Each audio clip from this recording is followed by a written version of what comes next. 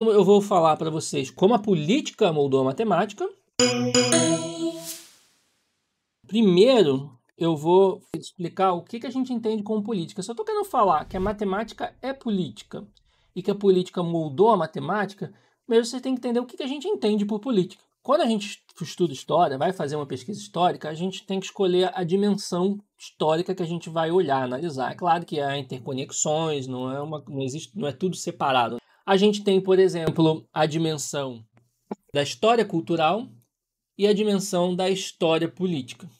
Os conceitos que temos por base de cada uma dessas, que vai nortear o que a gente vai buscar, na história cultural, o conceito de cultura, o que é mais evidente. Quando eu estou focado mais em questões de história política, o que vai interessar para a gente é o conceito de poder. Então, toda a questão de estruturas de poder, os processos, as guerras, as ideologias, as relações entre os grupos sociais, como que se dá essa relação de poder, isso tudo está relacionado com a política.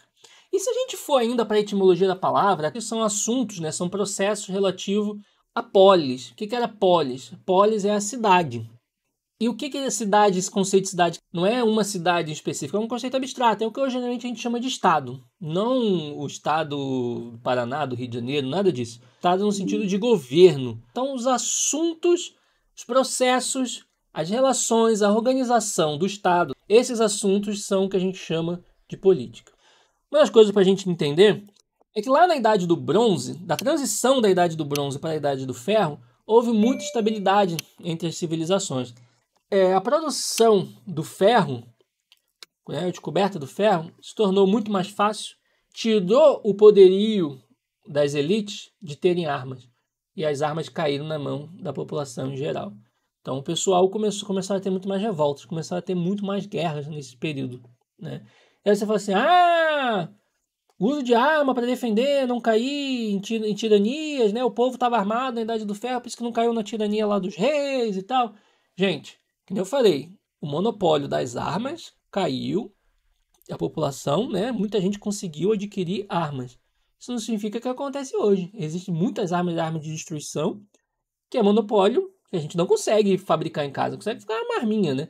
O Estado, né, ele tem um poderio de tanques, aviões, né, bombas, que a gente não consegue fazer. Então esse papo de que é bom armar o povo para não ter tirania, não faz sentido hoje. Pode ser que amanhã faça, futuramente faça, como fez no passado, mas hoje não faz sentido. Até porque quem fala isso é a pessoa que mais fala em ser tirano, né? Fala em ditadura, né? Então não faz nenhum sentido. Então, o que isso tem a ver com matemática? Isso tem muito a ver com matemática, né? Porque aí, com essas disputas todas, lembra que eu falei para você que a verdade era o rei, a medida era o rei, era o que o rei falava? Quando chega a população e consegue destronar os reis, não tem mais reis. Então não tem mais a verdade. Não havia mais a medida do rei. Então precisa botar alguma coisa no lugar. Uma coisa meio óbvia é colocar os sacerdotes. Se eles são os enviados de Deus, né, dos deuses aí das diversas religiões, se eles são os enviados, é bom que Deus é justo. Então vamos deixar os sacerdotes. A verdade agora não seria mais do rei, seriam dos sacerdotes. Só que isso não ocorreu lá na antiga Grécia, em Atenas. Por que não ocorreu? Entre lá os mais cultos na época que estavam ali tentando entender a realidade, havia um declínio da religião deles, da mitologia grega. Por quê? Porque justamente a questão da imparcialidade, da justiça, eles não haviam.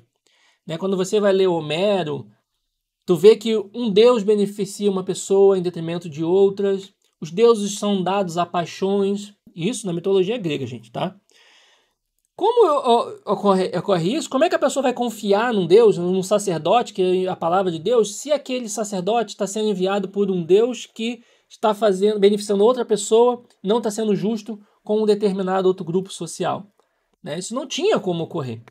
Então, por isso que ali, dado toda essa condição material das guerras, da produção do ferro, de como foi estruturada a religião grega nesse momento, como ela estava.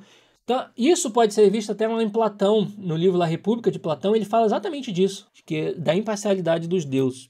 Dado tudo isso, quem é que botaram no poder? Se já tiraram os reis, que estavam ajudando os amiguinhos, os parentes mais próximos, beneficiando a si próprio, Não adiantava botar os sacerdotes, porque o sacerdote daquele deus podia beneficiar uma pessoa em detrimento da outra. Então o que foi colocado? A própria população. E aí é o surgimento da democracia ateniense, tá? E aí, só preciso fazer uma pausa aqui para falar que a democracia em Atenas, né, é bem diferente do que era hoje, tá? Lá a gente tinha mulheres não votavam, escravos não votavam, né?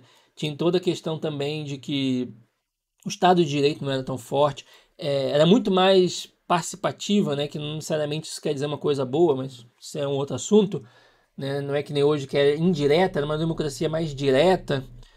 Então, tinha até cargos que eles falam para evitar a corrupção. Tinham cargos que não era eleição, era sorteio que era feito, né, dentro dali dos cargos do Estado, dos cargos políticos. Bem, enfim, era diferente, mas é a base da democracia que a gente tem hoje, né? Foi aí que foi revivido posteriormente, né, as ideias democráticas. E aí, como é que ficaria com a matemática? Se antes tinha todo o poder do rei afirmar o que era válido, o que não era válido, né, dos escolhidos do rei poderem fazer isso, agora que não tinha, agora que ficou o povo, você vai chegar para a pessoa, ó, é isso aqui, ó, a divisão da terra, ó, você quer usar essa matemática aqui, o cara vai falar, você é rei? Para dizer que tem que aceitar isso daí que você fez? Você é um enviado divino para aceitar o que você fez? Né? Toda essa discussão, o que favoreceu? Toda essa questão política de organização, de poder, fez surgir a demonstração dentro da matemática. A pessoa tinha que convencer o outro de que ele precisava daquela matemática. Então ela teria que ter uma boa argumentação, tá? Então aí como a gente vê uma coisa que é caríssima, é a demonstração. Hoje em dia na matemática é um dos pilares da matemática, que geralmente o pessoal exalta que surgiu na Grécia, a demonstração que não tinha em outras sociedades. A matemática hoje toda se baseia em demonstração. E isso foi oriundo do momento político, da estrutura de poder que existia, estrutura de poder e organização que existia lá na Grécia Antiga. E mais ainda, né? Mais ainda, Aristóteles, ele faz algumas críticas à democracia. Aristóteles, Platão. É claro que eu não vou passar pano para eles não, mas principalmente para Aristóteles ele chega a querer dizer uma coisa mais mista, né? Que é um pouco mais igual ao que a gente teria hoje, né? Mas eu não vou querer passar pano porque eles eram da elite também. Eles também não estavam muito satisfeitos com as grandes massas, não grandes massas, mas assim, as pessoas sem dinheiro, às vezes fazer parte dessa democracia, tá? Mas, mais do que isso, né? Vamos lá mostrar que não foi só a demonstração, né? A demonstração precisava de algumas bases também mais sólidas, né? Para conseguir convencer as pessoas. E o Aristóteles, nessa crítica da democracia, ele vai criticar todo esse processo e vai dizer que o problema da democracia é que geralmente aparece tiranos querendo enganar o povo. Daí as nossas argumentações têm que ser melhores, as argumentações têm que ser mais objetivas e não subjetivas. Temos que ter alguma base, alguma coisa para nos basear. E aí ele cita o caso de alguns tiranos que tentaram acabar com a democracia. Eu vou citar aqui o caso do Pisístrato. Ele fala que o Pisístrato enganou as massas fingindo um atentado contra a vida dele. Chegou lá em Atenas, todo machucado, destruído, falaram que tentaram matar ele, que não sei o que, e fez convencer o povo de dar um exército para ele. Eu lembro que lá alguns lá dos que construíram, não sei se foi o Clístenes ou o Solon, não lembro agora de cabeça, que foi contra, falou, não, ele vai usar isso contra a gente depois. Mas o povo foi enganado pelo teatro dele, do Pisístrato, e aprovou ele ter uma guarda para se proteger. Com essa mesma guarda, ele foi lá e tomou o poder em Atenas, tornando um ditador, um tirano. Só que não durou muito que outros poderosos conseguiram juntar exército e tiraram ele e ele fugiu da cidade. Depois ele volta para a cidade com uma mulher bonita vestida da deusa Atena, que é a deusa da cidade, né? Atenas. E com isso, dizendo que Atena estava do lado dele, ele consegue enganar o povo e toma o poder novamente. Eu fico pensando, isso está lá nos escritos lá do Heródoto. Eu fico pensando, será que é confiável isso? Uma pessoa fantasiada de uma deusa, as pessoas iam acreditar? Pode ter sido de um jeito muito mais elaborado e diferente, né, do que a gente está pensando. Mas hoje em dia tem tanta coisa desconectada da realidade que não é difícil de imaginar que pode ter sido alguma coisa meio fora da realidade assim também. E aí, mais um tempo depois, conseguiram derrubar ele. Aí depois ele conseguiu juntar um exército de mercenários e invadiu, e aí ficou 19 anos lá no poder, lá em Atenas. Só depois conseguiu cair e a democracia foi restabelecida novamente. Então o Aristóteles está preocupado justamente com isso, de dar bases para as pessoas serem mais objetivas, não caírem em golpes de tiranos. Mais ainda, porque isso está no texto dele, de aquele que eu falei, Politeia, né, que é de política.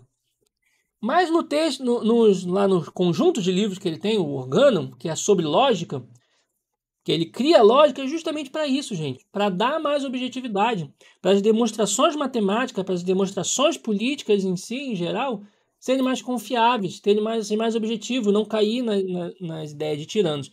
É óbvio que ele sabe que isso não atingiria tão facilmente as massas, mas começaria por cima. E até essa parte, esse órgão dele, essa obra de lógica dele, né? O Aristóteles, o criador da lógica, isso acontece no final da democracia, né? Mas que foi muito útil, né?